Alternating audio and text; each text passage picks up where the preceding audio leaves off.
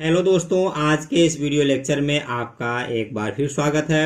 आज के इस वीडियो लेक्चर में 12वीं क्लास के पोएट्री सेक्शन के poem number 9 stopping by woods on a snowy evening का अध्ययन करने वाले हैं, जिसको लिखने वाले रॉबर्ट फ्रॉस्ट हैं। इनका जीवन काल 1874 से 1963 के बीच में रहा है। यह एक अमेरिकन पोइट रहे हैं और इनकी जो भी रचनाएं हैं वह सारी रचनाएं प्रकृति से संबंधित हैं, प्रकृति के नेचर के इर्द गिर्द घूमती हैं। लेकिन स्टूडेंट्स, इस पोएम को पढ़ने के बाद आपको ऐसा लगेगा कि यह पोएम बहुत आसान है, इतना इजी तो मैं पढ़ करके ही समझ सकता था। तो जी हाँ स्टूडेंट्स, आप बिल्कुल इस चीज को समझेंगे, क्योंकि रॉबर्ट फ्रॉस्ट ने ऐसी कविताओं को लिखा है जो कविताएं बिल्कुल सरल शब्दों में, सरल सेंटेंसेज में इन्होंने लिखा हुआ है। आपको मैं एक इंटरेस्टिंग चीज बता दूं इस पोएम के बारे में कि हमारे भारत के प्रथम प्रधानमंत्री पंडित जवाहरलाल नेहरू को रॉबर्ट फ्रॉस्ट की यह पोएम इतनी पसंद आती थी कि उन्होंने इस पोएम का सबसे अंतिम जो 4 लाइन है उस 4 लाइन को अपने खुद के हैंडराइटिंग में लिख करके अपने प्रधानमंत्री कार्यालय में अपने टेबल के ऊपर वह रखे हुए थे। थीम को समझ लेते हैं स्टूडेंट्स। संध्या काल का समय है। कवि एक घोड़े पर सवार होकर के एक बर्फीले जंगल में से होकर के जा रहा है।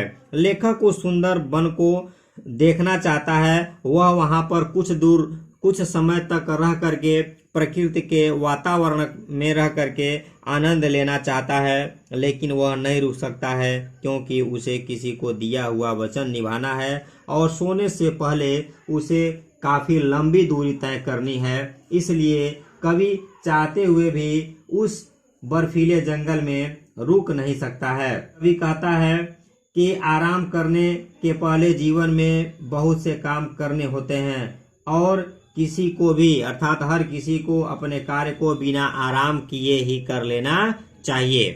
तो आइए स्टूडेंट्स, हम आगे पोएम पर पढ़ते हैं। आगे बढ़ने से पहले मैं आपसे एक निवेदन करना चाहूँगा कि यदि आप मेरे चैनल पर नए हैं तो मैं आपका स्वागत करता हूँ। यदि अभी तक आपने मेरे चैनल को सब्सक्राइब नहीं किया है तो आप मेरे चैनल को सब्सक्राइब जरूर करें और बेल आइकन को भी प्रेस करें, ताकि मेरी रोज आने वाले वीडियोज का नोटिफिकेशन आपको बिल्कुल सही समय पर मिलता रहे। Whose woods these are, I think I know. His house is in the village though. He will not see me stopping here to watch his woods fill up with the snow. My little horse must think it queer to stop without a farmhouse near, between the woods and the frozen lake, the darkest evening of the year.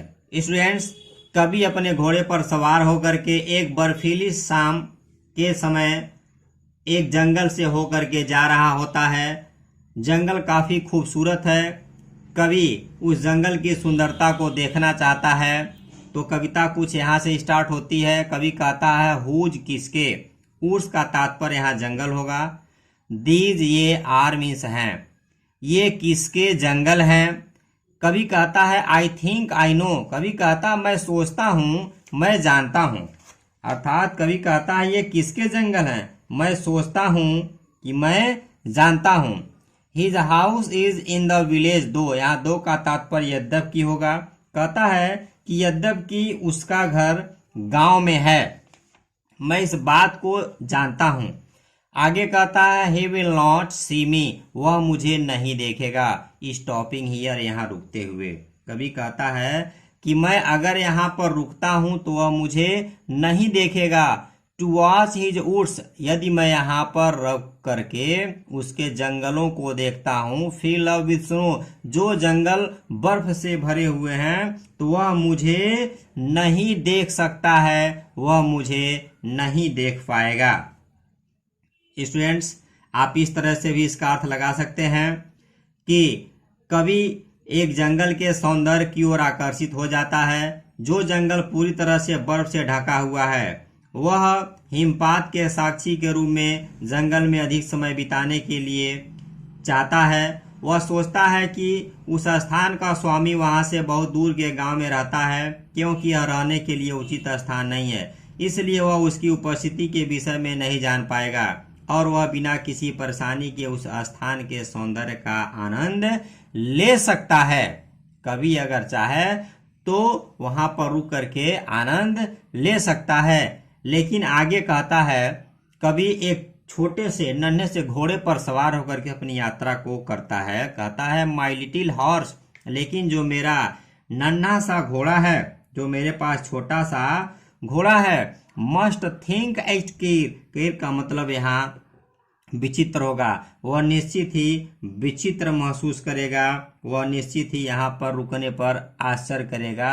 To stop without a farmhouse near, कि मेरा मालिक एक ऐसे जगह पर रुकता है जहां पर कोई फार्म हाउस ही नहीं है, तो ऐसे जगह पर रुकने पर मेरा घोड़ा आश्चर्य करेगा।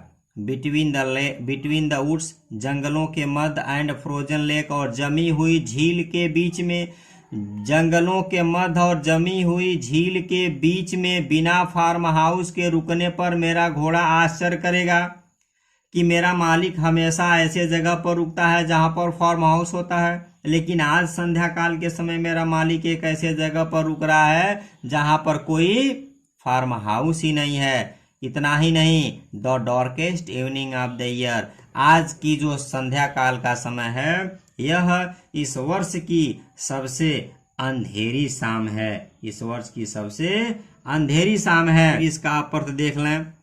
कवि कहता है कि बर्फ से ढके हुए जंगल में इसकी सुंदरता का आनंद लेने के लिए वह सोचता है, फिर उसे अचानक घोड़े का ध्यान आता है। वह सोचता है कि यदि वह यहाँ रुकता है तो उसका घोड़ा आरामदायक महसूस नहीं करेगा। यहाँ घोड़े के खाने पीने के लिए कुछ नहीं है, फार्म हाउस नहीं है। ही नहीं, इस वर्ष की सबसे अंधेरी शाम है और चारों तरफ बर्फ ही बर्फ दिखाई दे रहे हैं।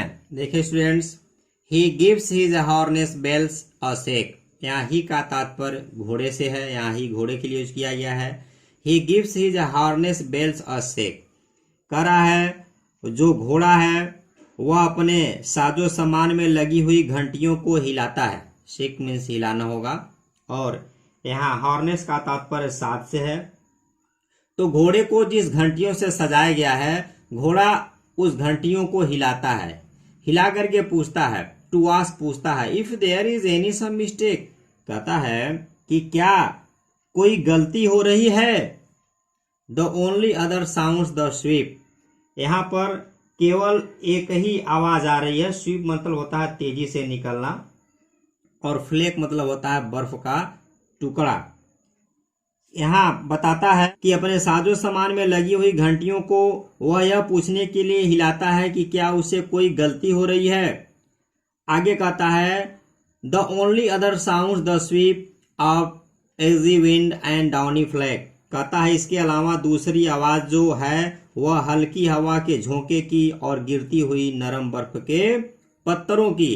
अर्थात जिस स्थान पर घोड़ा और उसका मालिक ठहरे हुए हैं, रुके हुए हैं, वहां पर घोड़ा अपने गले में बंधी हुई घंटी को हिलाता है, और हिला करके वह अपने मालिक से यह जानना चाहता है कि क्या कोई गलती हो रही है। तो एक साउंड वहां पर उस घोड़े के गले में बंधी हुई घंटी की आती है, और दूसरी आवाज जो बर्फ गिर रहे हैं, महीन बर्फ गिर रहे हैं, वह जो बर्फ के टुकड़े गिर रहे हैं, एक उनका भी आवाज वहां पर कवि को सुनाई देता है। तो यहाँ पर ये आवाज निकलते हैं, ये आवाज वहां पर सुनाई देते हैं। आप इस प्रकार से भी इसके अर्थ को कह सकते हैं कि कवि कहता है कि घोड़े ने अपने गले में बंधी हुई घंटियों को हिलाते हुए मानो अपने मालिक से पूछा कि यात्रा के दौरान जंगल के बीच में रुककर उसने कहीं कोई गलती तो नहीं की है। साधारणतः यात्री एक फार्म हाउस के पास रुकता है, लेकिन यह जानने के लिए वह उत्सुक था कि जंगल के पास क्यों रुक गया। इसके अतिरिक्त वातावरण अत्यंत शांत है, केवल घंटियों की पेड़ों के बीच से तेज गति से जो हवा गुजरता है और जो बर्फ के टुकड़े वृक्ष के पत्तों पर पड़ते हैं, इनकी आवाजें वहां पर सुनाई दे रही हैं। स्टूडेंट्स, इस पोएम का जो सबसे लास्ट स्टेंजा है, जहां पर केवल 4 लाइन्स दिए गए हैं, ये 4 लाइन्स काफी इंपॉर्टेंट हैं। यही वह 4 लाइन है जो 4 लाइनें पंडित जवाहरलाल नेहरू को बहुत पसंद थी। कवि कहता है द वुड्स आर लवली, जंगल प्यारे हैं। डार्क घने हैं एंड डीप, कहता है डार्क एंड डीप घने हैं, कहता है जंगल प्यारे हैं, अंधेरे और सघन हैं। बट लेकिन I have promise to keep, लेकिन मुझे अपना वचन निभाना है, लेकिन मुझे अपना वादा पूरा करना है। एंड और miles to go before I sleep, मुझे सोने के पहले मीलों की दूरी तय करनी है। स्टूडेंट्स, अलग अलग कॉलेजों में अलग अलग पुस्तकों में इस स्लीप का अलग अलग आपको वर्ड मीनिंग मिल जाएगा। इसका तात्पर्य गंतव्य पर पहुंचना, इसका तात्पर्य सोना, और इसी का तात्पर्य मृत्यु भी होगा। तो यहाँ कवि कहता है कि सोने से पहले मुझे मीलों की दूरी तय करनी है। आप बेहतर होगा स्लीप का तात्पर्य सोना ही लगाएं। And miles to go before I sleep, और सोने के पहले मुझे मीलों की दूरी तय करनी है। अर्थात कवि के कहने का तात्पर्य है कि अपने कर्तव्यों के निर्वहन से हमें भागना नहीं चाहिए। अपनी इच्छाओं के विरुद्ध हमें अपने जो वादे किए हैं उन वादों को निभाना है। अपनी मंजिल तक पहुंचने के लिए उन्हें लंबी दूरी तय करनी पड़ सकती है। जीवन में इस प्रकार के बहुत से प्रलोभन होंगे, किंतु हमें अपने आगे बढ़ना होता है। हमें जहां हम होते हैं वहां से और दूर जाना होता है। जो भी हमने वादे किए हैं उन सभी वादों को पूरा करना होता है। ऐसा नहीं है कि हम बीच में कहीं खूबसूरती देख करके उस पर मोहित हो जाएं और हम वहां कुछ समय के लिए रुक जाएं। आई होप कि आपको ये मेरा आज का वीडियो पसंद आया होगा। काफ़ी इंटरेस्टिंग और इजी यह पोएम है। आप इसको 1 से 2 बार रिवाइज कर लेंगे तो स्वतः ही आपको इसके काफ़ी वर्ड्स के अर्थ आपको समझ में आ जाएंगे। स्टूडेंट्स, कैसी लगी हमारी आज की यह वीडियो आप कमेंट बॉक्स में मुझे ज़रूर बताएंगे। तो आज के इस वीडियो के साथ आपका यह टॉपिक समाप्त होता है। फिर हम कल नए वीडियो के साथ हाजिर होते हैं। तब तक के लिए गुड बाय।